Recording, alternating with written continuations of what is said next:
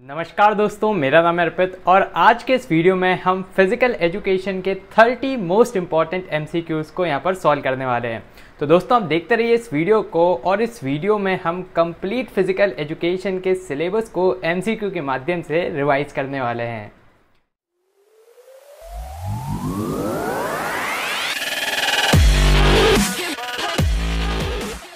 तो अभी latest CBSE के सिलेबस के अनुसार एमसीक्यू की इंपॉर्टेंस बहुत ज़्यादा बढ़ जाती है, क्योंकि यहाँ पर पेपर की स्टार्टिंग में ही आपको 12 एमसीक्यू सॉल्व करने होते हैं और अगर आप इन सभी एमसीक्यूज़ को करेक्टली सॉल्व कर देते हैं तो इससे एग्जामिनर पर बहुत ही अच्छा इंप्रेशन पड़ता है और आपको आगे भी बहुत ही अच्छे मार्क्स मिलते हैं। तो आज के इस वीडियो में हम इसी तरह के कुछ बहुत ही इंपॉर्टेंट एमसीक्यूज़ को सॉल्व करने वाले हैं जिनकी एग्जाम में आने की प्रोबेबिलिटी भी बहुत ज़्यादा है। तो दोस्तों इन सभी एमसीक्यूज़ को आपको कुछ इस प्रकार से सॉल्व करना है कि जैसे ही स्क्रीन पर आपको एमसीक्यू दिखता है आपको वीडियो को पॉज करना है, उसको अटेम्प्ट करना है और वीडियो के एंड में आपको कमेंट बॉक्स में आपका स्कोर भी लिखना है कि आपका 30 में से कितना स्कोर रहता है। मैं आपके सभी कमेंट्स को पर्सनली मॉनिटर भी करने वाला हूं। तो आइए स्टार्ट करते हैं हमारे एमसीक्यूज़ को। तो आइए अब हम स्टार्ट करते हैं सॉल्व करना 30 most important questions of physical education. और आज के इस वीडियो में हमारे साथ दो कैरेक्टर्स भी रहने वाले हैं, एक है चीकू और एक और है झमकुड़ी। और ये जो दोनों कैरेक्टर्स हैं जब भी ये आते हैं आपके सामने इसका मतलब ये होगा कि ये थोड़ा सा कठिन क्वेश्चन यहाँ पर आपके सामने लाने वाले हैं। तो आइए स्टार्ट करते हैं अपन आज के इस बैटल को। और यहाँ पर बिल्कुल इस बैटल के अंदर हमारे दोनों के दोनों कैरेक्टर्स एकदम तैयार हैं और जैसा कि मैंने आपको बताया था आगे कि हर एक चैप्टर से कुछ ना कुछ क्वेश्चंस यहाँ पर आने वाले। तो सबसे पहले हमारे पास आएंगे फर्स्ट यूनिट से क्वेश्चंस जो कि है प्लानिंग इन स्पोर्ट्स। और पहला क्वेश्चन आपकी स्क्रीन पर, तो आपको इस स्क्रीन को पॉज करना है, इस क्वेश्चन का आंसर अपने दिमाग में सोच कर रखना है और आप चाहें तो कहीं इसको लिख भी सकते हैं। तो फर्स्ट क्वेश्चन है which committee looks for the things like camera, mic etcetera. तो कैमरा, माइक और इस तरह की चीज़ों का ध्यान कौन सी कमेटी रखती है। तो प्लानिंग इन स्पोर्ट्स के अंदर अपने कमेटी के बारे में पढ़ा था और वहाँ पर हमने पढ़ा था टेक्निकल कमेटी। तो ये जो टेक्निकल कमेटी है यही ध्यान रखती है माइक, कैमरा और बाकी चीज़ों का। बढ़ते अपन आगे अगले प्रश्न की तरफ और ये भी एक बहुत इंपॉर्टेंट क्वेश्चन है और अब की बार सीबीएसई ने इसी प्रकार का प्रश्न अपने सैम्पल पेपर में भी आपसे पूछा था।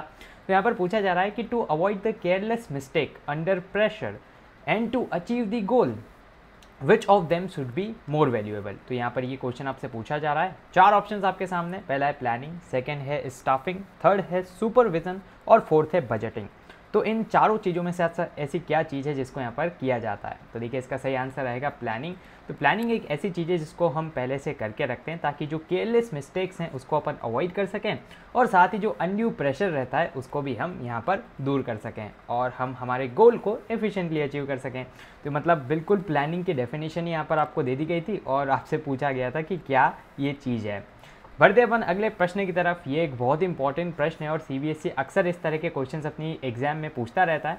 तो यहाँ पर देखो आपको एन की वैल्यूज़ दे रखी है 5 और आपसे पूछा गया है कि एक नॉकआउट टूर्नामेंट के अंदर कितने यहाँ पर नंबर ऑफ 22 को अलोकेट किया जाएगा अगर टोटल नंबर ऑफ टीम 5 है। तो अपन ने देखो इसका यहाँ पर एक बहुत ही आसान सा फॉर्मूला देखा था कि नेक्स्ट हायर पावर ऑफ 2 अपने को यहाँ पर लिखना रहता है और उसमें से अपन माइनस कर देते हैं टोटल नंबर ऑफ टीम। तो इस केस के अंदर नेक्स्ट हायर पावर ऑफ 2 यहाँ पर 8 हो जाएगी। 8 में से हम 5 को घटाएंगे तो अपने पास आंसर आ जाएगा 3। उम्मीद है कि आप इसको अच्छे से सॉल्व कर पाएंगे और फॉर्मूला जरूर से याद रखिएगा बच्चों, क्योंकि आपसे डायरेक्ट फॉर्मूला भी एमसीक्यू में पूछा जा सकता है। तो इसका सही आंसर हो जाएगा 3। बढ़ते अपन अगले प्रश्न की तरफ और अब आ चुके हैं अपने पास सेकेंड यूनिट से कुछ क्वेश्चंस आपके सामने आने वाले हैं जो कि है स्पोर्ट्स एंड न्यूट्रिशन। चलिए स्टार्ट करते हैं इसको भी। सो फोर्थ प्रश्न आपकी स्क्रीन पर है कि एक balance diet is complete when it will be. तो किसी भी बैलेंस डाइट को कंप्लीट कब माना जाएगा। ऑप्शंस आपके सामने कि अगर उसमें कॉम्प्लेक्स कार्बोहाइड्रेट हो, ऑप्शन बी है कि according to need of the individual हो तभी उसको बैलेंस डाइट कहा जाएगा, ऑप्शन सी है कि एनिमल फैट रिच उसमें रहना चाहिए एंड ऑप्शन डी है कि 4 से 5 लीटर अगर पानी भी कोई पी लेता है तो भी बैलेंस डाइट के अंदर ही आएगा। अब देखिए यहाँ पर इसका सही उत्तर क्या है कि it should be according to need of the individual. तो मतलब 20 का सही आंसर है। जैसे हमने एग्जाम्पल के तौर पर देखा था अपने लेक्चर्स के अंदर कि एक है द ग्रेट खली और एक है छोटा सा मैराथन रनर। तो अब जो ये मैराथन रनर है तो बहुत ही दुबला पतला है और जो ग्रेट खली है इनको तो लड़ाई लड़ना है, तो इनकी जो डाइट रहेगी वो इनके हिसाब से रहेगी और वहीं पर ये जो छोटा सा मैराथनर है इसकी जो यहाँ पर डाइट रहेगी वो इसके हिसाब से रहेगी। तो according to need of the person यहाँ पर आपको बैलेंस डाइट की डेफिनेशन में भी लिखना है और कभी एमसीक्यू में आता है तो भी आपको इस पर टिक करके आना है। बढ़ते हैं अपन अगले प्रश्न की तरफ। और भाई साहब चीकू भाई साहब यहाँ पर आ चुके हैं और चीकू भाई साहब कुछ तिगड़म यहाँ पर लगाने वाले हैं, तो आप सभी बच्चों को यहाँ पर बच के रहना है और थोड़ा सा हार्ड प्रश्न रहेगा, देखते हैं किस प्रकार से आप इसको डील कर पाते हैं। सो यहाँ पर चीकू भाई का प्रश्न आपकी स्क्रीन पर आ चुका है कि the substance needed by the body for growth energy and maintenance is called. तो ये एक बहुत ही अच्छा प्रश्न है और बिल्कुल अब की बार एग्जाम में आने की पूरी इसकी संभावना है। तो देखो यहाँ पर पूछा गया है कि एक ऐसा सब्सटेंस है जो कि आपकी बॉडी को ग्रोथ के लिए चाहिए रहता है। अब आपको पता है ग्रोथ के लिए क्या चाहिए रहता है, प्रोटीन चाहिए रहता है, एनर्जी के लिए कार्बोहाइड्रेट और फैट चाहिए रहते हैं, और मेंटेनेंस के लिए विटामिन मिनरल्स और ये सारी चीज़ें रहती है। अब ये जो सारी चीज़ों का एक क्लब बनता है वो किसके अंदर आता है, वो आता है न्यूट्रिएंट के अंदर। इसका मतलब इसका सही आंसर क्या हो जाएगा, न्यूट्रिएंट। तो उसमें मैंने पहले भी बहुत बार ये वाला प्रश्न बच्चों से पूछा था, कोई कार्बोहाइड्रेट लगाता है, कोई फैट लगाता है, कोई कैलोरी लगाता है, लेकिन बच्चों आपको इसका आंसर लगाना है न्यूट्रिएंट, क्योंकि न्यूट्रिएंट के अंदर सब कुछ आ जाता है। ठीक है, चलो बढ़ते अपन आगे। और चीकू भाई का एक बहुत ही कमाल का प्रश्न था। अगला प्रश्न आपकी स्क्रीन पर आ चुका है, ये भी एक बहुत ही अच्छा प्रश्न है। अच्छा आप सभी बच्चे मुझे BMI की फुल फॉर्म कमेंट बॉक्स में जरूर से बताइएगा। और अच्छा बाय चांस अगर आपसे क्वेश्चन सॉल्व नहीं हो पा रहे हो या गलत हो रहे हैं तो आप टेंशन मत लीजिएगा, मैंने आपको कंप्लीट प्लेलिस्ट का लिंक डिस्क्रिप्शन में दे रखा है, जहाँ पर मैंने कंप्लीट फिजिकल एजुकेशन को कवर करा है बहुत ही अच्छे से। कंप्लीट नोट्स भी आपको वहाँ पर मिल जाएंगे, तो आप एक बार उसको देख लीजिएगा। चलिए, सो यहाँ पर BMI अगर 30 है तो कौन सी कैटेगरी में वो आएगा। तो अपनों ने बहुत ही अच्छे से हमारे लेक्चर्स के अंदर पढ़ा था कि 30 के ऊपर जैसे ही BMI चल जाता है वो ओबेसिटी के अंदर आ जाता है। ठीक है, अब यहाँ पर आप कंफ्यूज हो रहेंगे, सर यहाँ पर तो दो ओबेसिटी है, ओबेसिटी 1 ओबेसिटी 2। तो देखिए आपको यहाँ पर ज़्यादा कंफ्यूज नहीं होना है। जो ओबेसिटी 1 है उसकी रेंज होती है 30 से 35, 35 से 40 रेंज होती है ओबेसिटी 2 की, और अगर भाई साहब 40 प्लस वो हो जाता है तो फिर ओबेसिटी 3 की रेंज में आ जाता है। तो इसका सही आंसर हो जाएगा ए। अगला अपन आगे बढ़ते हैं, तो अब आ जाते हैं इस थर्ड यूनिट के क्वेश्चंस आपके सामने। योग एंड लाइफस्टाइल से रिलेटेड कुछ प्रश्न आपके सामने आने वाले हैं। एंड यहाँ पर पहला ही प्रश्न आ चुका है ओबेसिटी से रिलेटेड। तो ओबेसिटी डायरेक्ट टॉपिक भी है आपके सिलेबस का। तो यहाँ पर पूछा जा रहा है कि ओबेसिटी से आप क्या समझते हैं। देखिए अभी अपनों ने देखा था कि एक तो BMI की रेंज 30 के ऊपर होना चाहिए, और सेकंड एक्यूमुलेशन ऑफ फैट होना चाहिए। मतलब अगर किसी की बॉडी में बहुत ज़्यादा फैट एक्यूमुलेट हो जाता है तो फिर भाई साहब वहाँ पर ओबेसिटी की कंडीशन पैदा हो जाती है। ठीक है, तो इसका आंसर रहेगा बी। बढ़ते अपन आगे, और आ चुकी है अब झमकुड़ी मैडम की चाल। और जैसा कि मैंने बोला था कि जहाँ पर भी चीकू और झमकुड़ी आएंगे कुछ ना कुछ डिफिकल्ट प्रश्न वो लेके आएंगे, तो बिल्कुल सावधान आपको रहना है। एंड 8वां प्रश्न आपकी स्क्रीन पर है, आपको आसन चूज करना है जिसको यूज़ किया जाता है ओबेसिटी के लिए। अब बच्चों इसको भी अपन ने बहुत ही डिटेल में देखा था, यहाँ तक कि मैंने आपको एक ट्रिक भी बताई थी, वी हैट। ठीक है, एक मोटा सा लड़का रहता है जो ओबेसिटी का शिकार है, और उसने क्या कर रखा है, एक हैट पहन रखी है जिसपे वी लिखा हुआ है। तो इस प्रकार से मैंने आपको कुछ वहाँ पर समझाया था। और वी से हो जाएगा वज्रासन, हस्तासन, देन अर्धमत्स्य आसन और त्रिकोणासन। ठीक है, तो इस प्रकार से अपनों ने आसन को याद किया था। बाई चांस अगर आपने वाली वीडियो नहीं देखी तो लिंक डिस्क्रिप्शन में मिल जाएगा, जहाँ पर अपनों ने बहुत ही अच्छे अच्छे ट्रिक्स की माध्यम से सारे योगासन को याद किया था। ठीक है, तो यहाँ पर आप देख सकते हैं वी मतलब वज्रासन, तो बहुत ही सिंपल हो जाता है। अगर आप ट्रिक लगा देते हो आराम से इस MCQ को सॉल्व कर जाओगे योग से रिलेटेड। अगला प्रश्न आपकी स्क्रीन पर आ जाता है कि अगर पेनक्रियास इनफ इंसुलिन को प्रोड्यूस नहीं कर रहा है, ठीक है, तो यहाँ पर कौन सी समस्या आपको हो सकती है, आपको बताना है। बहुत ही सिंपल सा प्रश्न है। देखो जहाँ पर भी पेनक्रियास, इंसुलिन, इन सभी का नाम आ जाए तो वहाँ पर एक ही बीमारी है, वो है डायबिटीज़। अच्छा, डायबिटीज़ को हिंदी में क्या कहते हैं आप कमेंट बॉक्स में मुझे बताइएगा। बहुत ही एक फेमस बीमारी है, और क्या इसको बोलते हैं बताइएगा। ठीक है, तो डायबिटीज़ होती है अगर इनफ इंसुलिन प्रोड्यूस नहीं होता है। इससे क्या होता है कि बॉडी के अंदर जो ब्लड शुगर लेवल है उसकी मात्रा बढ़ जाती है। ठीक है, तो बहुत ही घातक रहता है, और इससे आगे चलकर ओबेसिटी भी हो सकती है। बढ़ते हैं अपन आगे 4th यूनिट के ऊपर, और 4th यूनिट है अपने पास physical education and sports for children with special needs. अब इससे कुछ क्वेश्चन हमारे सामने आने वाले हैं, तो आइए देखते हैं इन क्वेश्चंस को भी। सो यहाँ पर पहला और सबसे सिंपल क्वेश्चन आपसे पूछ रखा है, SPD की फुल फॉर्म आपको बतानी है। अब देखिए, जो एक बार बचपन में अपन सीरियल देखा करते थे स्पेशल पावर रेंजर्स, है ना, वो यहाँ पर नहीं लगा के आना है आपको, इसका सही आंसर लगा के आना है स्पेशल नहीं, सेंसरी प्रोसेसिंग डिसऑर्डर। ठीक है, तो इसका सही आंसर क्या हो जाएगा, सेंसरी प्रोसेसिंग डिसऑर्डर। याद रखिएगा, क्योंकि ये आपके सेंसेस से रिलेटेड एक समस्या रहती है। फॉर एग्जांपल, आप आग के सामने बैठे हैं और अगर आपको SPD वाला डिसऑर्डर है, तो फिर आप क्या, आग से जो हीट उत्पन्न हो रही है और वो आपके हाथों पे जो लग रही है उसको आप महसूस नहीं कर पाओगे और आपका हाथ जल जाएगा। बढ़ते अपन आगे अगले प्रश्न की तरफ, और ये भी एक सिंपल सा क्वेश्चन है। मतलब ये जो 4th यूनिट है ना, यहाँ से डिसऑर्डर के ऊपर इतने ज़्यादा क्वेश्चन आते हैं ना, मतलब ये CBSE का दामाद है। ठीक है, जैसे अपने को दामाद की एकदम केयर करनी रहती है ना, ऐसे CBSE भी इस टॉपिक की बहुत केयर करता है और हर साल इससे क्वेश्चन पूछता है। तो ADHD की फुल फॉर्म आपसे पूछी है, देखिए इसकी जो फुल फॉर्म बहुत ज़्यादा सिंपल है, ये है attention deficit hyper activity disorder. ठीक है, तो ये अपनों ने बहुत ही अच्छे से डिटेल में पढ़ा था, तो एक बार आप वो वाला लेक्चर जरूर से देख लेना क्योंकि बहुत इंपॉर्टेंट ये टॉपिक है। आगे बढ़ते हैं अपन। चीकू भाई अपने तिकड़म को वापस लेके आ चुके हैं, मतलब थोड़ा सा कठिन क्वेश्चन आपके सामने आने वाला है, थोड़ा सा ध्यान से आपको उसको सॉल्व करना रहेगा। सो बढ़ते अपन आगे, और यहाँ पर पूछा गया है कि disorder are not caused by, तो डिसऑर्डर किस कारण नहीं होते हैं। ठीक है, तो हेरिडिटी मतलब वंश के अनुसार तो यहाँ पर ये होते हैं। इन्वायरमेंट से भी डिसऑर्डर हो जाते हैं बहुत सी बार। लेस ब्रेन डेवलपमेंट तो मेंटल डिसऑर्डर हो जाएगा। लेकिन बैलेंस्ड अगर आप डाइट लेंगे तो उसके कारण कोई डिसऑर्डर नहीं होएगा। ठीक है, इससे क्योर जरूर हो सकता है लेकिन इससे कुछ डिसऑर्डर कॉज नहीं होगा। तो बहुत सी बार सीबीएसई इसी तरह से आपको फंसा देता है। तो जहाँ पर भी बच्चों आपको ये कीवर्ड दिखे ना, सबसे पहले इसको अंडरलाइन करो और इस पे एरो बना दो, ताकि क्या हो कि आपको पता रहे कि नॉट का ही आंसर देना है। वरना हम क्या करते हैं जल्दबाजी में, अच्छा डिसऑर्डर टक टक टक और हेरिडिटी लगा के आगे बढ़ जाते हैं। तो इसलिए थोड़ा सा इसको ध्यान से आपको डील करना है, इसलिए चीकू भाई के तिकड़म के अंदर ही आया था। चलिए बढ़ते अपन आगे। अब 5th यूनिट से आपके पास क्वेश्चन आने वाले हैं, children and women in sports. बहुत इंपॉर्टेंट यूनिट, बहुत ही सिंपल सी यूनिट है एंड इससे जो क्वेश्चन हैं वो भी बहुत सिंपल आते हैं, बस एक बार अपने कंसेप्ट समझ रखा हो।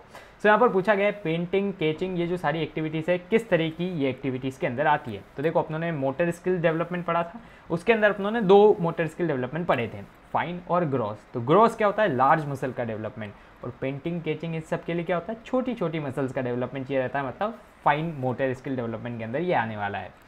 अगला अपने पास क्वेश्चन आ जाता है 14th क्वेश्चन, जिसमें आपसे पूछा जा रहा है कि in adolescence exercise helps to, exercise किस चीज़ में आपकी हेल्प करती है। तो देखो सिंपल सा इसका आंसर है कि जब आप एडोलेसेंस वाली एज में रहते हैं, मतलब 13 से 18 या 19 की जो आपकी एज रहती है, उस दौरान क्या होता है आपका जो कार्डियोवास्कुलर सिस्टम रहता है, मतलब हार्ट और लंग्स, उसको स्ट्रेंथन में करने में मदद करती है एक्सरसाइज। तो इसलिए यहाँ पर रिकमेंड किया जाता है कि अगर आप स्कूल लाइफ में हैं तो भरपूर एक्सरसाइज कीजिए, ताकि उस एज में ही आप क्या सारी बीमारियों को पीछे छोड़ते हुए आगे बढ़े और कंप्लीट होलसम डेवलपमेंट आपका हो सके। बढ़ते अपन आगे अगले प्रश्न की तरफ, और आ चुकी झमकुड़ी मैडम वापस से अपनी एक चाल को लेकर, तो बिल्कुल संभल के चलिएगा। तो यहाँ पर पूछा गया है correct age of infancy is. तो अपनों ने 5th यूनिट के अंदर बहुत ही अच्छे से पढ़ी थी सारी ग्रोथ की स्टेजेस एंड डेवलपमेंट की, क्या क्या प्रोसीजर रहती है, क्या क्या गाइडलाइंस रहती हैं। तो वहीं से आपसे ये क्वेश्चन पूछा गया है, जहाँ पर पूछा गया है कि करेक्ट एज ऑफ इन्फेंसी क्या होनी चाहिए। तो देखो करेक्ट एज ऑफ इन्फेंसी अपने पास यहाँ पर रहेगी 0 से 2 साल। तो अगर कोई 0 से 2 साल के अंदर आता है बच्चा, उसको अपन बोलते हैं इन्फेंट। और इन्फेंट का मतलब हिंदी में क्या होता है, नवजात, नवजात शिशु। आपने सुना होगा जरूर से एडवर्टीजमेंट में इस चीज़ को। चलिए बढ़ते बन आगे अगले प्रश्न की तरफ। अब आने वाले चैप्टर 6 से रिलेटेड अपने पास questions, test and measurement in sports. तो यहाँ पर पहला प्रश्न आपके सामने आ चुका है और ये है partial curl up test is use for. तो ये वाला क्वेश्चन या तो पिछले साल 2020 के पेपर में आया था या फिर सीबीएसई के सैंपल पेपर, कहीं ना कहीं वाला क्वेश्चन आया हुआ है। ठीक है, तो अच्छे से डील करना। देखो पार्शियल कर्ल अप कुछ नहीं होता है, जब बचपन में हम क्या करते थे ना, बचपन में अभी भी हम करते हैं, जो 6 पैक्स एब्स बनाने के लिए जो एक्सरसाइज करते हैं ना, सिटअप्स, उसी को बोलते हैं पार्शियल कर्ल अप। और ये क्या करती है, आपकी एब्डोमिनल स्ट्रेंथ को मेजर करती है। याद रखिएगा, बहुत इंपॉर्टेंट ये प्रश्न है। और ये अपन टेस्ट एंड मेजरमेंट वाली यूनिट के क्वेश्चन यहाँ पर अभी कर रहे हैं। बढ़ते अपन आगे अगले प्रश्न की तरफ। मॉडिफाइड पुशअप किसके लिए यहाँ पर डिज़ाइन किए गए हैं। बहुत ही सिंपल सा प्रश्न है। गर्ल्स के लिए यहाँ पर मॉडिफाइड पुशअप किए जाते हैं, जहाँ पर क्या करते हैं वो अपना जो नी है उसको वो ज़मीन पर टिका सकती हैं, ताकि उनको थोड़ी सी आसानी रहे और वो आराम से मॉडिफाइड पुशअप्स को, मतलब पुशअप्स को परफॉर्म कर पाएँ। अच्छा, अब आपको बताना है कि पुशअप से कौन सी बॉडी की स्ट्रेंथ को यहाँ पर नापा जाता है। ठीक है, तो सिंपल सा प्रश्न है, बहुत बार आता है, कमेंट बॉक्स में जरूर से बताइएगा। अगला प्रश्न आपकी स्क्रीन पर आ चुका है। Which of the following is access by 8 foot up and go test. तो बच्चों आपने रिकली एंड जॉन्स टेस्ट पढ़ा था, और रिकली एंड जॉन्स टेस्ट के अंदर क्या होता है, जो बुजुर्ग लोग रहते हैं, जो ओल्ड एज लोग रहते हैं, उनके लिए वाले टेस्ट को यहाँ पर परफॉर्म किया जाता है। अच्छा, भारत में कौन सी एज के बाद हम लोगों को बुजुर्ग बोलना स्टार्ट करते हैं, कमेंट बॉक्स में ये भी आप हमें बताइएगा। तो देखो इसका जो सिंपल सा आंसर है 8 foot up and go test से हम यहाँ पर किसी भी बुजुर्ग की वॉकिंग स्पीड, उसकी कोऑर्डिनेशन और उसकी एजिलिटी, मतलब डायरेक्शन की चेंज करने वाली क्षमता को यहाँ पर टेस्ट करते हैं। सिंपल सा प्रश्न है। अगला प्रश्न आपकी स्क्रीन पर आने वाला है चैप्टर 7 मतलब यूनिट 7 से, जो कि है अपने पास physiology and injuries in sports. इससे बहुत इंपॉर्टेंट क्वेश्चन बनते हैं और इंजरीज को आपको बहुत अच्छे से पढ़ना है बच्चों। यहाँ पर मैंने एक वीडियो के माध्यम से आपको इसको अच्छे से पढ़ाया भी है, तो उसको देख लीजिएगा, लिंक आपको डिस्क्रिप्शन में मिल जाएगा। सो बढ़ते अपन आगे। 19th प्रश्न आपके सामने है कि endurance is determined by which physiological factor. तो एंड्योरेंस के मैंने आपको पर्यायवाची बताए थे एक बार कि इसके पर्यायवाची क्या है। एक तो है स्टेमिना, ठीक है। एक और इसका पर्यायवाची एरोबिक कैपेसिटी। तो जहाँ पर भी आपको स्टैमिना, एरोबिक कैपेसिटी ये वर्ड मिल जाए, इसका मतलब है कि उनसे ही एंड्योरेंस डिटरमाइन होता है। तो यहाँ पर देखो जैसे आपको ऑप्शन में मिल रहा है एरोबिक कैपेसिटी, तो इससे क्या होती है आपकी जो एंड्योरेंस है वो डिटरमाइन होता है, और ये एक फिजियोलॉजिकल फैक्टर है, ठीक है, याद रखिएगा। चलो बढ़ते अपन आगे अगले प्रश्न की तरफ। ये बहुत ही बेसिक सा प्रश्न है और आप बोलेंगे सर फिजिकल एजुकेशन में हम ऐसी चीज़ें कहाँ पढ़ते हैं। तो यार देखो, फिजिकल एजुकेशन मतलब आपकी बॉडी का कंप्लीट ओवरऑल डेवलपमेंट, और आपकी बॉडी में क्या क्या चीज़ें चल रही है वो आपको थोड़ा सा पता होना चाहिए। तो इस प्रकार के प्रश्न भी सीबीएसई कई बार पूछता है कि intake of oxygen and giving out carbon dioxide, मतलब अंदर ले रहे हो आप ऑक्सीजन, बाहर निकाल रहे हो आप कार्बन डाइऑक्साइड, तो ये कौन सी प्रोसीजर है। देखो ये तो हम बचपन से पढ़े आ रहे हैं कि इसको अपन क्या बोलते हैं, रेस्पिरेशन, मतलब सांस लेने वाली प्रक्रिया को ही ये प्रोसेस बोली जाती है। बढ़ते अपन आगे अगले प्रश्न की तरफ, और चीकू भाई वापस से अपने तिकड़म लेके आ चुके हैं और यहाँ पर ये पूछ रहे हैं विच of the following is a function of muscles. तो आपकी बॉडी में जो मसल्स हैं उनका क्या यहाँ पर रोल रहता है, ठीक है। तो देखो ऑक्सीजन का इनटेक अपटेक ये सब तो चलो चलता रहता है, लेकिन मसल का जो मेन काम रहता है वो रहता है स्ट्रक्चर और सपोर्ट प्रोवाइड करना। तो आपकी बॉडी को ये स्ट्रक्चर और सपोर्ट प्रोवाइड करती है। बढ़ते अपन आगे 8th यूनिट की तरफ, जो कि बायोमैकेनिक्स एंड स्पोर्ट्स, बहुत ही सिंपल सी यूनिट है। और यहाँ पर बिल्कुल जो फिजिक्स केमिस्ट्री मैथ्स वाले बच्चे हैं, मतलब और खासकर फिजिक्स वाले बच्चे, उनको तो बहुत ही मज़ा आता है इस यूनिट के अंदर, क्योंकि बहुत सिंपल क्वेश्चन आते हैं। यहाँ पर प्रश्न पूछा गया है bending of elbow when our hand is going towards our chest. तो जब हमारा हैंड है वो चेस्ट की तरफ आ रहा है तो उसको कौन सा मूवमेंट बोलते हैं। सिंपल सा प्रश्न है, इसको अपन बोलते हैं फ्लेक्शन। जब हम दूर जा रहे रहते हैं तो उसको क्या बोलते हैं, एक्सटेंशन। और वैसे साइड वाले जो मूवमेंट रहते हैं, जहाँ पर भी कीवर्ड आ जाए साइडवेज मूवमेंट, तो फिर आप वहाँ पर एडप्शन और एडक्शन लगाएंगे। इसकी भी मैंने आपको ट्रिक बता रखी है, तो जो डिस्क्रिप्शन में लिंक है इस यूनिट का, उसको जरूर से आप देख लीजिएगा। बढ़ते अपन आगे 23rd प्रश्न, और ये भी बिल्कुल साइंस लवर, फिजिक्स लवर्स वाले बच्चों के लिए तो बहुत ही सिंपल सा प्रश्न है कि न्यूटन के सेकेंड लॉ को क्या बोला जाता है। देखो न्यूटन के सेकेंड लॉ को बोलते हैं लॉ ऑफ एक्सेलरेशन, और यहाँ से एक फॉर्मूला भी निकल के आता है, force equals to mass into acceleration. अच्छा, फोर्स की क्या यूनिट रहती है आप मुझे कमेंट बॉक्स में बताइएगा। बढ़ते अपन आगे 24th प्रश्न की तरफ, और न्यूटन के first law is also known as, तो बहुत ही सिंपल सा है, बचपन से पढ़ते आ रहे हैं अपन, लॉ ऑफ इनर्शिया, कि अगर एक ऑब्जेक्ट रेस्ट में है so it will remain at rest, and वो मोशन में तो it will remain at motion unless and until an external force is applied on it. तो सिंपल सा लॉ है और बिल्कुल आप इसको याद रखिएगा। अब आते हैं अपन 9th यूनिट पे, और यहाँ से आपके पास क्वेश्चन आएंगे साइकोलॉजी एंड स्पोर्ट्स से related. So here we have the 25th प्रश्न on your screens now. The physical traits endomorphic, mesomorphic और एक्टोमॉर्फिक इज गिवन बाय, मतलब ये जो क्लासिफिकेशन है किसने दिया है। तो देखो अपने जो शेल्डन भाई साहब है, ठीक है, WH शेल्डन, तो जो WH शेल्डन भाई साहब हैं, इन्होंने यहाँ पर फिजिकल ट्रेट वाले क्लासिफिकेशन को यहाँ पर दिया है। जबकि जो जंग भाई हैं, जंग भाई ने क्या किया, इन्होंने आपका पर्सनालिटी का वो वाला क्लासिफिकेशन दिया है जिसमें इंट्रोवर्ट, एक्सट्रोवर्ट और एम्बीवर्ट रहता है, ठीक है, याद रखिएगा, बहुत इंपॉर्टेंट ये टॉपिक है और सीधा आपके सिलेबस से यहाँ पर ये प्रश्न उठाया गया है। बढ़ते अपन आगे 26th प्रश्न की तरफ। यहाँ पर आपसे पूछा गया है traits of high self confidence, social, friendly, confident etcetera किसके अंदर रहेगा। तो देखो जंग भाई ने बताया था कि जो एक्सट्रोवर्ट हैं उनके ही पास क्या रहेगी, ये सारी क्वालिटी रहेगी, जबकि इंट्रोवर्ट क्या रहेंगे, इसके अपोजिट रहेंगे, और एम्बीवर्ट कॉम्बिनेशन रहेंगे इंट्रोवर्ट और एक्सट्रोवर्ट्स के। बढ़ते अपन आगे 27th प्रश्न, जो कि झमकुड़ी मैडम की वापस से चाल आ गई है, बच के रहना है आप सभी बच्चों को। So here we have the प्रश्न on your screens now. The word endo in endomorph is for, तो जो शेल्डन भाई ने क्लासिफिकेशन दिया है उसके अंदर जो एंडोमॉर्फ है उसमें एंडो का मतलब क्या होता है। देखो एंडो आप हमेशा याद रखना, एंडो अंडा, अंडा मतलब क्या होता है, गोल मटोल, ठीक है, तो गोल मटोल मतलब राउंडेड बॉडी, तो जिसकी राउंडेड बॉडी स्ट्रक्चर रहेगा वो रहेगा एंडोमॉर्फिक। बढ़ते अपन आगे, और लास्ट यूनिट अपने सामने आ चुकी है ट्रेनिंग इन स्पोर्ट्स, एंड इसको भी अपन यहाँ पर देखते हैं। सो 28th प्रश्न आपकी स्क्रीन पर आ चुका है, बहुत इंपॉर्टेंट प्रश्न है, आप इसको VVIP मार्क कर सकते हैं, अक्सर ये परीक्षा में आता रहता है।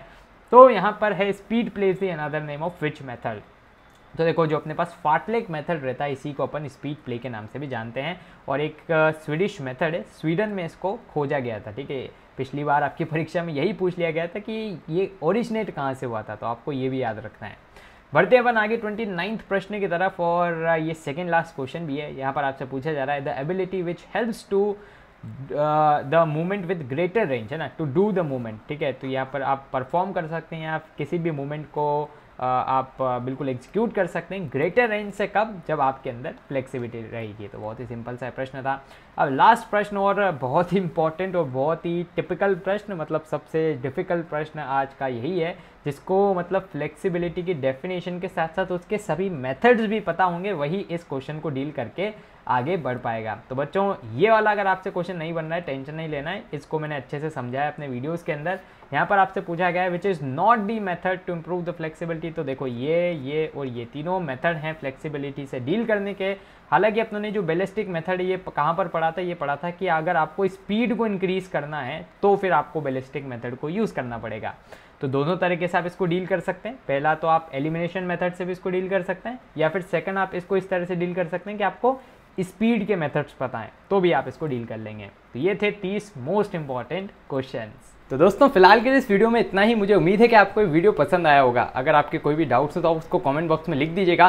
दोस्तों, मैंने आपके लिए कमेंट बॉक्स में एक इंपॉर्टेंट एमसीक्यू को भी पिनअप कर रखा है। आपको उसका आंसर #ANS लिखकर अगली लाइन से स्टार्ट करना है। मैं आपके सभी आंसर्स को मॉनिटर करूंगा, और अगर वहाँ पर कोई गलती होती तो मैं आपको वहाँ पर बता भी दूंगा। दोस्तों, आप हमारे चैनल को भी सब्सक्राइब कर दीजिएगा, क्योंकि इससे हमें और भी ज़्यादा मोटिवेशन मिलता है आपके लिए वीडियोज़ बनाने के लिए। सब्सक्राइब बटन के पास बने एक बेल आइकन को भी आप जरूर से दबा दीजिएगा, ताकि हमारे चैनल की लेटेस्ट नोटिफिकेशंस आपसे मिस ना हो। तो दोस्तों, धन्यवाद। जय हिंद, जय भारत।